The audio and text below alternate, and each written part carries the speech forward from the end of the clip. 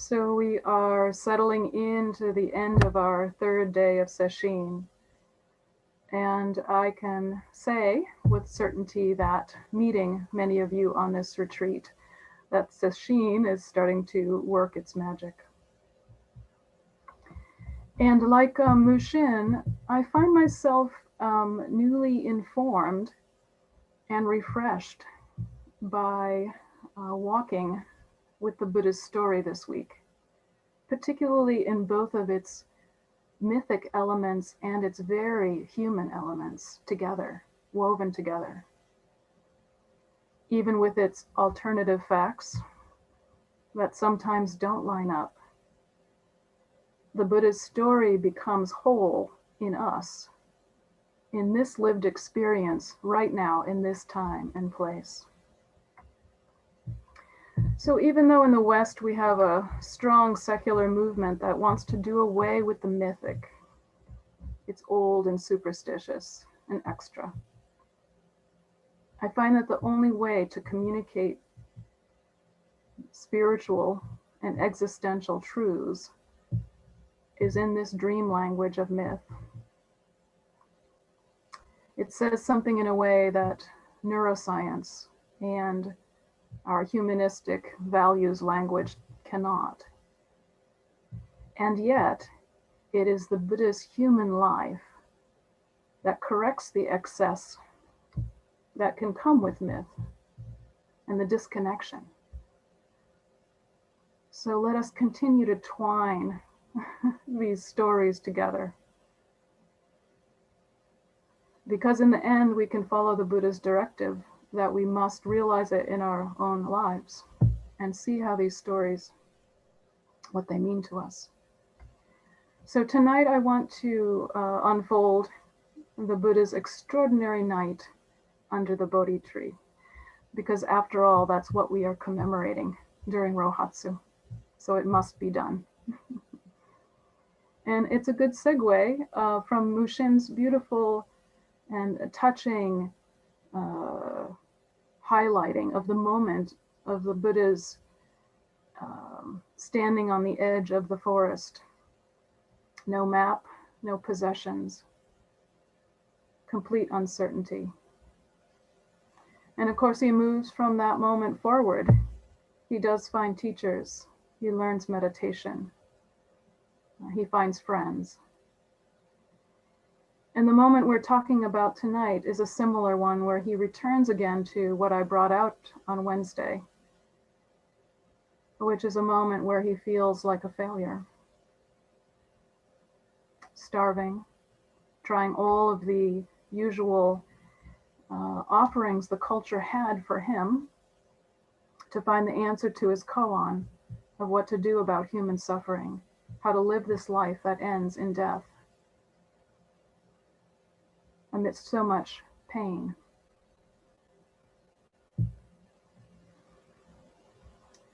This moment of failure before he sits under the tree is underemphasized. But although the Buddha is called, the translation of the name Buddha means the awakened one. For tonight, I would also like to give him the honored name of the one who was willing to fail. Because his point, his choice at that point, when he was starving and had nowhere to go, had tried everything, his choice to change paths is why we are here. He even loses, with that choice, to leave the asceticism, starvation, and punishing the body. He loses the respect of the only 5 friends he has, who think he's gone soft, and he is utterly alone. And intuitively, he knows he has to step out on his own so that something new can emerge into the world that is needed. He has to follow his intuition. He has to follow his faith. And there's no guarantee. He must take a great risk. So let's walk into this story, his night under the tree. The minute he makes the resolve to awaken now, today, the story goes that he sees a beautiful tree, strong, out in the grassy knoll in a really welcoming space. And he walks towards it, and when he stands on the south side of the tree, he said it's as if he was standing on the hub of a great wheel and someone was treading on the rim. So that on the south side, the earth sank to hell in front of him and rose up to heaven behind him. And when he went to the west, the same thing happened. The earth in front of him sank into hell, and behind him, heaven rises up. And the same thing in the north. As I reread this, it sounds like the first few days of Sesshin, yes? But in the east, he finds the spot that does not move. He faces the direction where the sun will rise. And he sits down on this immovable seat, vowing not to get up until he has awakened. This is it, now or never.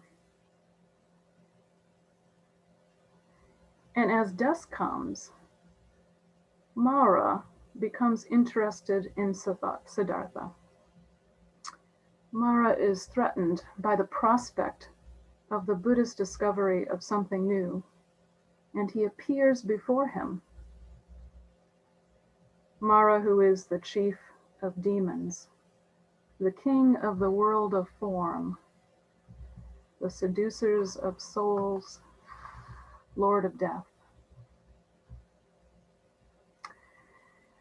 He appears, if you've seen the pictures, right, big fangs and wild hair and many arms, red with anger. And Mara raises up a great army and attacks the young prince with his hordes. He tries to frighten Siddhartha with spears, arrows on fire, and stones. He tries to move him by stirring the wind, raising up a flood, showers of mud and rocks and burning coals. Every imaginable assault on the body. But it's said when these arrows of fire approach the Buddha's body, they turn into flowers and drop to the ground. The floods are quelled. The projectiles become colors, colored lights. Mara tries another strategy to seduce Siddhartha by surrounding him with beautiful women. Come hither, Siddhartha. Why work so hard? Again, Siddhartha remains steadfast. And finally, Mara resorts to something that is more tender and deeper than the flesh. He challenges Siddhartha, challenges his right to this awakening. With contempt, he asks, by what right do you claim the seat on which you sit?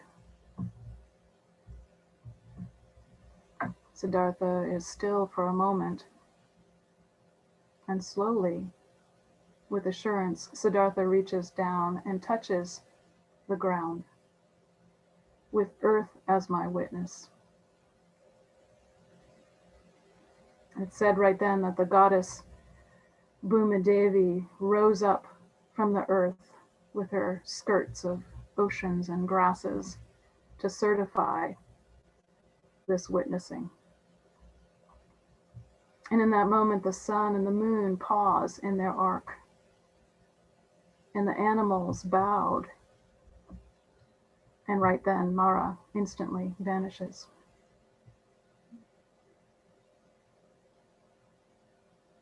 The story continues. Without distraction, Mara goes deeper and deeper into silence. into vastness. He is now wide open to the truth. On the first watch of the night, he remembers his childhood, his mother, and the life before that life. He remembers his second life back, 50th, 100th, thousands upon thousands of lives, and the countless formations of the universe and the countless destructions of the universe. He remembers past names he was given, tribes he belonged to, and what pleasures and sorrows he experienced. He remembers lives that were not human, animal lives, tree lives, amoebas, and he could see no separation. In the second watch of the night, he understands the laws of cause and effect, and the realms of existence and rebirth, and sees there is no unchanging, permanent substance anywhere to be found. And he feels a deep compassion for the suffering he witnesses. On the third watch of the night, deeper still, he discovers that everything is dependent on everything else, and nothing has a nature apart from its relationship to other things. Siddhartha slips deeply into all 8 stages of concentration, the 8 jhanas, down to the realm of infinite space in infinite time. Finally, on the fourth watch, it grows colder still. It's said that flowers fall from the sky, and just before dawn, Siddhartha glances up and sees the morning star, completely at peace. And he says, I, together with all beings and the great earth, simultaneously attain enlightenment. I, together with all beings and the great earth, simultaneously attain enlightenment.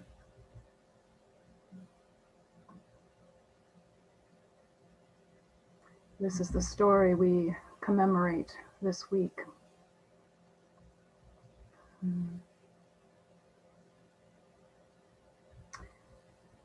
If Siddhartha had not been willing to begin this story, we would not have the insights that were available to him now.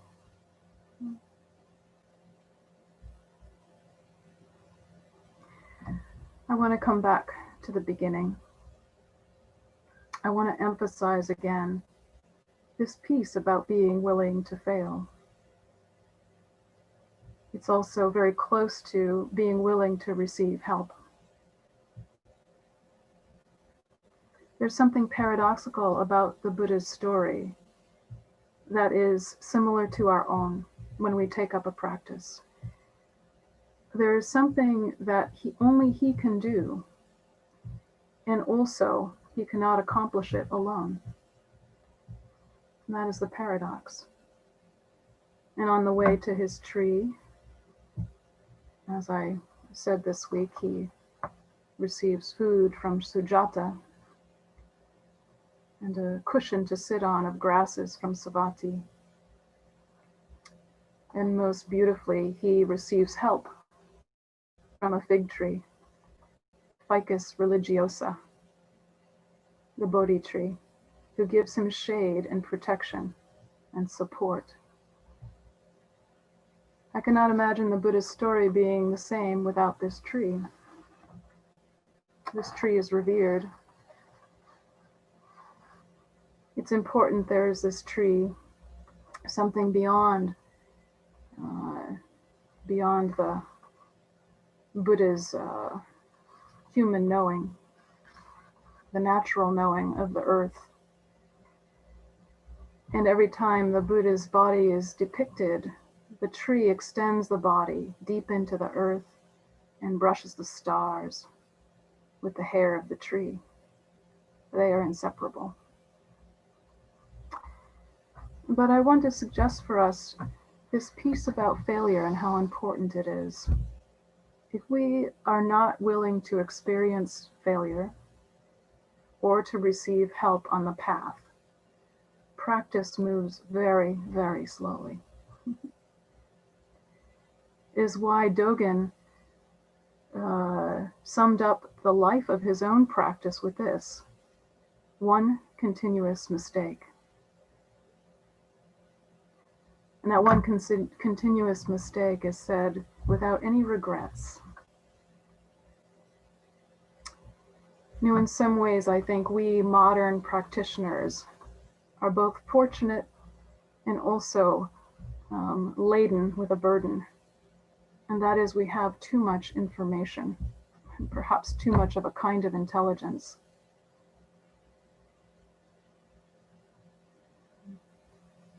It is like the Buddha's raft, which is said to bring people to the other side, to liberation. It is as if we are standing on the edge of this river, and the raft is right there. And we pause and we think, I don't know if that raft will really hold me. Maybe I'll wait until someone else gets on and see if it holds them. Or here are some really good books about how to ride this raft. Maybe if I study up, I'll be ready. Or here's another story about what's a few miles down the river. I hear it's really wonderful. And so on. We spend so much time examining the raft, trying to make it safe before we really get on. Luckily for you all, Zen doesn't let us hang out there too long. We say, just get on the raft. Just get on the raft. My teacher said, as wise as he was, and many people who revered him, he said, I cannot talk to anyone. I cannot help anyone who does not have a practice. That surprised me when he said that. I can't help anybody. What he was saying is, I can't help anyone who has not yet gotten on the raft. Perhaps pointing. So we each need to do that in our own way. If we get on the raft, we'll know what to do. But who should arrive when we get on the raft? There's already another passenger named Mara, Lord of Demons, King of the world of form, the seducer of souls, Lord of death. And I want to question this phenomena tonight of Mara, because Mara should not really be confused with the popularized version of the Christian devil. Not in a dualistic way of good versus evil and never the twain shall meet, or winners and losers. Mara is something much more subtle and much more intimate. But it can be certain that every time we rally the determination to practice and we risk getting on the raft, that Mara and his minions will be coming. Every time we get close to something that truly matters to our heart, Mara and his minions will be coming. Every time we are close to becoming something new beyond what we know, Mara and his minions will be coming. Because right at that moment, some part senses that the gig is up. The fear that we do not exist in the way that we imagine, that we are not as powerful as we imagined. And that is terrifying upon first glance. But in this story, the Buddha had it rather easy because Mara arrived and he was rather big and loud. And I imagine if a 6-foot demon walked into your zendo with fangs and arms, that you're pretty sure it'd get your attention. But for us modern people, we need to examine Mara in our own way, because my experience is not how he appears, or she. Mara and his army really embody or get represented by our collective fears and our collective blindness that's rooted in ignorance. And I think of his minions as exquisitely tailored to our own unique vulnerabilities, in the same way that the internet has found out the algorithms how to send me the exact pair of shoes that I didn't know I wanted. Exquisitely tailored to our own vulnerabilities. So in the Buddha's time, right, the collective fears were what? Violence from war, perhaps abandonment of the body to sexual passions, a direct challenge to one's status.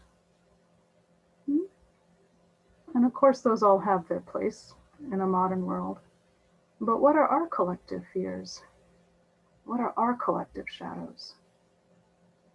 What are the things that we project onto others? Homelessness, being out of control, loneliness, helplessness, need, ugliness, rejection, and probably the most powerful is death, the fear of death.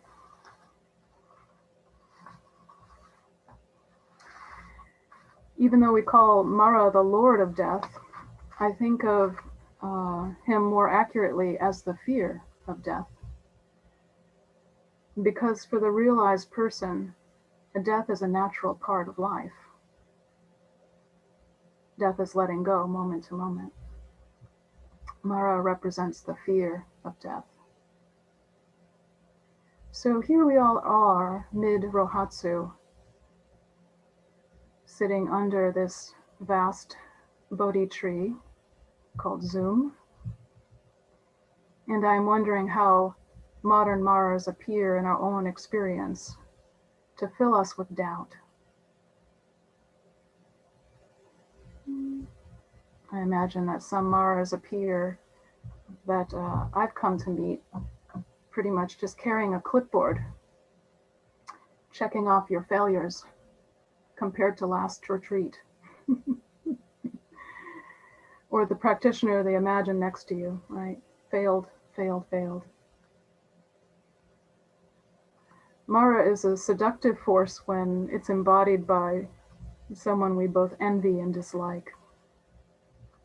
Perhaps the latest expert on your health and well-being, or the American ideal, someone perfect and successful and strong in ways we think we are not. Mara has power in the way that we give power to others to tell us who we are. And he uses that power. After all, in the story, Mara has lots of followers. He's not alone. The promise of power in the face of uncertainty is very compelling. And we see that politically now all over the world. As practitioners of the way, we only need to begin to see and recognize what is rooted in fear. What is rooted in fear and confusion about who we are. This is the essence of practice. And consistent with most of the stories of the Buddha, Mara is not killed or beaten. There is no violence done to Mara. There is no bloodshed. He is seen through clearly. And when he's seen through clearly, his activities cease. His weapons have no power. So every practitioner on any sesshin ever encounters Mara's weapons, I should say. The physical and emotional pain in the body, the flaming arrows, the fighting of aches, a loneliness in the heart, an old shame. These are the flaming arrows. And when they are embraced and loved and accepted, they turn to flowers. Seduction by dancing girls? Well, perhaps not. Maybe. But really, the mind that wants anything but to be present will seek any entertainment. Perhaps napping or exercise or preferring Netflix or the lasagna in the fridge. Anything but here. But we see into these things as temporary and not ultimately fulfilling. And they disperse. But here's the most difficult one, and this is where most of us are challenged in these compelling, whispered beliefs and challenges about who you are, who I am. This is the most powerful of weapons. And this is what's whispered by the shadow. Who do you think you are? You don't know what you're doing. This is stupid. Why don't you go and rest? Or this isn't working. Why are you doing this? What makes you think you know anything about enlightenment? You don't get Zen. And the ultimate dig, if people found out who you really were, they'd be out of there. These are the whispered voices of Mara, tailored to our own karma. And I return to what Mushin so beautifully laid out last night, which is that Mara vacates when we turn our attention to something more powerful, and that is to have faith in our practice. To have faith in the practice, which requires us to have faith in ourselves. In faith, there is a deep knowing. We have an intuition about the perfection of the whole and the wholeness of the world. An intuition before we fully know it. We sense it through a glass darkly. This is not blind faith. It is just looking where we've already been touched. It is not rational. It cannot be argued. It is just something that we are. And we are helped by our experiences along the path that bolsters our faith. But faith is not found in the light. Mostly it is found in the darkest of places. But when faith is our ground, everything takes its place. And we are instantly connected to the earth and the sky.